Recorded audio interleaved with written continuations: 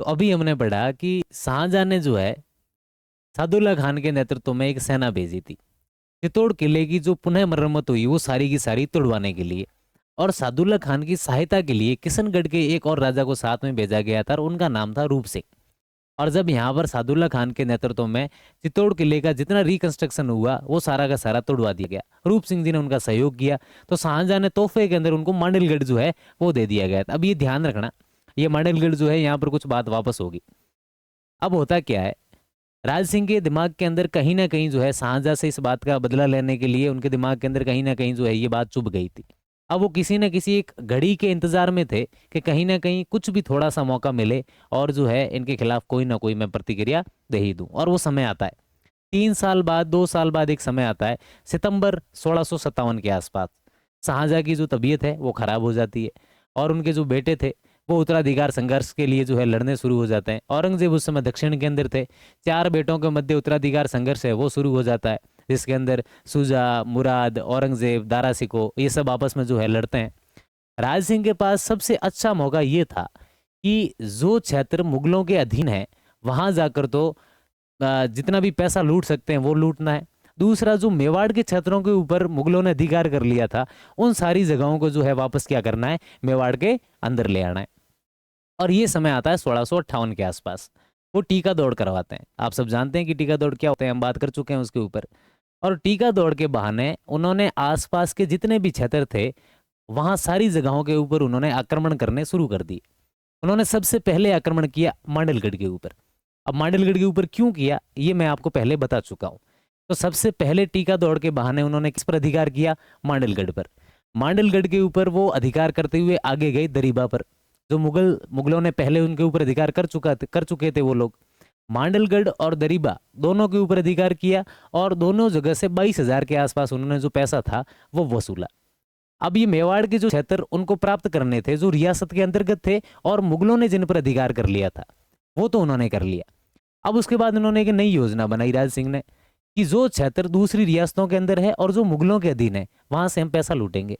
पहली बात तो वो हमारे रियासत के क्षेत्र नहीं है, इसलिए प्रजा के साथ किसी प्रकार का अन्याय नहीं होगा क्योंकि वो हमारी प्रजा नहीं है। तो राज सिंह जो है मालपुरा की तरफ, रूपनगढ़ की तरफ, जयपुर रियासत की तरफ जो है चल पड़े। और वो लूटते लूट से बहुत सारी जगहों को लूटते हुए रूपनगढ़ तक पहुंचे। ये जो रूपनगढ़ है, ये जो मालपुरा उस समय जयपुर रियासत के अंतर्गत आया करता था, उससे 20 या 25 कोच की दूरी पर जो है वो स्थित है। और वो जो रात का उनका विश्राम है वो रूपनगढ़ में जो है वहां पर ठहरे हुए थे। वो सुबह की बात थी। राज सिंह जिस महल में रुके हुए थे उस महल की बालकनी के अंदर आते हैं और खेखारा करते हैं। आप सब समझते हैं खेखारा क्या होता है। और उसी महल के नीचे एक साहूकार का घर था और साहूकार की जो बहू थी वो नीचे बर्तन धो रही थी। और राज सिंह ने जैसे ही खेकारा किया तो उस बहू ने ऊपर देखा। तो ऊपर देखा कि महाराणा राज सिंह खड़े हैं। फिर उन्होंने देखा कि उनकी जो मुंह की दिशा है वो किस साइड है। तो उन्होंने देखा कि मालपुरा की साइड है। तो फटाफट दौड़ते हुए अंदर गए, एक लेटर लिखा और लेटर लिख के मालपुरा जहां उनका पीहर था, अपने पिताजी का घर जो था वो कहाँ पर था, तो मालपुरा के अंदर था। अपने पिता को एक लेटर लिख दिया उन्होंने हाथा हाथ कि सुबह तक घर के अंदर जितना भी गहना है, जितना भी पैसा है, जल्दी से जल्दी खाली कर देना, क्योंकि सुबह जो है राणा जी मालपुरा को संभालेंगे। संभालने का मतलब है कि सुबह मालपुरा के ऊपर जो है वो लूट खसोट करेंगे, जितना भी पैसा वो सब ले जाएंगे। और ये जैसे ही समाचार उनके पिता को मिलता है, मतलब जिस बहू ने राज सिंह को खंखारा करते हुए देखा था, उनके पिता को जैसे ही ये समाचार मिलता है वो मालपुरा का अपना घर, सामान, पैसा जितना भी था वो सारा वहां से लेकर निकल गए। अब आश्चर्य वाली बात ये थी कि ये बात राज सिंह के सेनापति को भी नहीं पता था कि वो सुबह मालपुरा के ऊपर अटैक करेंगे। राज सिंह जी की खास आदत थी कि वो कभी भी किसी योजना को किसी के साथ शेयर नहीं करा करते थे, किसी को नहीं बताते कि सुबह जो है कहाँ पर जाना है। राज सिंह सुबह का समय हुआ और उसके बाद वो वापस मालपुरा की तरफ उनकी सेना निकल पड़ी। सारे घरों को लूटा और जो बड़े साहूकार का घर था अंत में वो वहां पर पहुंचे और उन्होंने देखा कि साहूकार घर में ही नहीं है। चलो गए, वो तो घर में नहीं है, कहीं और आसपास गए हुए होंगे। घर को लूटना है, घर को लूट के आ जाओ। घर के अंदर गए, साहब बर्तन नहीं मिला, एक कुछ भी नहीं था। राज सिंह जी को नहीं मिला, उन्होंने ज्यादा उस समय सोचा नहीं और उसके बाद वो वापस मेवाड़ की तरफ लौट आए। लेकिन उनको कहीं ना कहीं ये बात खाई जा रही थी कि ये बात किसी को नहीं पता थी कि मैं सुबह मालपुरा के ऊपर जो है वो आक्रमण करने वाला हूँ। आखिर उस साहूकार को पता चली तो चली कैसे। सेना को भेजी कि इज्जत के साथ साहूकार को यहाँ बुलाया जाए। साहूकार दरबार के अंदर आते हैं, राज सिंह जी सामने बैठे और राज सिंह जी ने उनको पूछा, उनको कहा कि आपके जो 7 गुना है वो माफ़ है, सब कुछ माफ़ है। एक बात सच सच बताओ कि आपको कैसे पता चला कि जो मैं मालपुरा है वो सुबह लूटने आने वाला हूँ?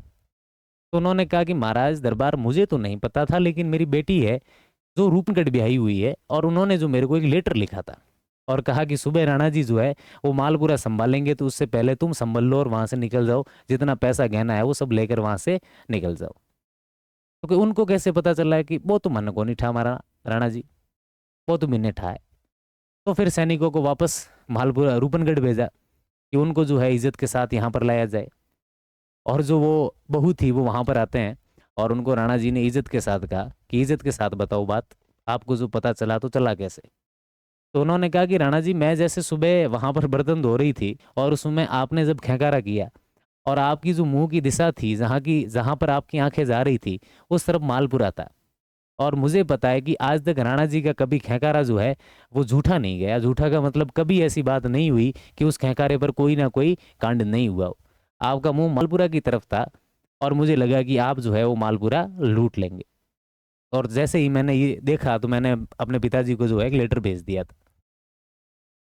उन्होंने महाराणा राज सिंह ने दरबार के अंदर कहा कि सुना था कि 32 लकड़ी कोई लुगाई होती है, लेकिन आज देखा है कि वास्तव में जो 32 लकड़ी कोई लुगाई होती है। ये बात 1658 के आसपास की है। और उसके कई साल बाद 4 से 5 साल बाद जो 1662 के अंदर अपने राजसमंद जो झील है उसका निर्माण शुरू होता है। और राजसमंद झील का जब निर्माण शुरू हुआ और जब उसके पाल की नींव रखनी थी, तो नींव के अंदर ब्राह्मणों ने कहा कि साहब इसकी जो नींव है वो 32 लकड़ी लुगाई के हाथों से ही तय होगी, और कोई जो है वो किसी के हाथों से नहीं रहेगी। तो साहब 32 लकड़ी लुगाई तो अब कहाँ से लाएं अचानक एक साथ, तो अब कहीं से मिलेगी, और उसके पारख भी क्या होगी कि वो 32 लकड़ी है कि नहीं है। तो फिर कहा गया कि राज सिंह जो को याद है कि नहीं नहीं नहीं, एक थे तो सही सेठनी जी, उनको बुलाना पड़ेगा वापस। रूपनगढ़ पत्र भिजवाया गया और उन्हीं सेठानी जी को जो है वापस बुलाया गया, और उन्हीं के हाथों से जो है राजसमंद झील की क्या रखवाई गई थी, नींव रखवाई गई थी। और उसका अगर प्रमाण आपको देखना है तो आप जब राजसमंद झील जाएंगे तो उसी झील के पास एक जैन मंदिर बना हुआ है। और किसका बना हुआ है तो ध्यान रखना, दयाल शाह का बना हुआ है। किसका बना हुआ है? दयाल शाह का एक जैन मंदिर बना हुआ है। और उस वो मंदिर जो है वो उसी सेठानी के हाथों से बनाया हुआ है। और आज भी एक प्रसिद्ध दुआ है जो उस क्षेत्र के अंदर चला करता है कि 9 चौकी 9 लाखरी, 9 चौकी 9 लाखरी 10 करोड़ री पाड़, सहा बंधायो देवर और राण बंधाई पाड़। मतलब जो शाह है उन्होंने क्या बंधाया था कि उन्होंने देवरा यानी जो है मंदिर बंधाया था, और राण बंधाई पाड़, और पाड़ की जो नींव है वो किसने रखी थी? तो महाराणा राज सिंह ने रखी थी।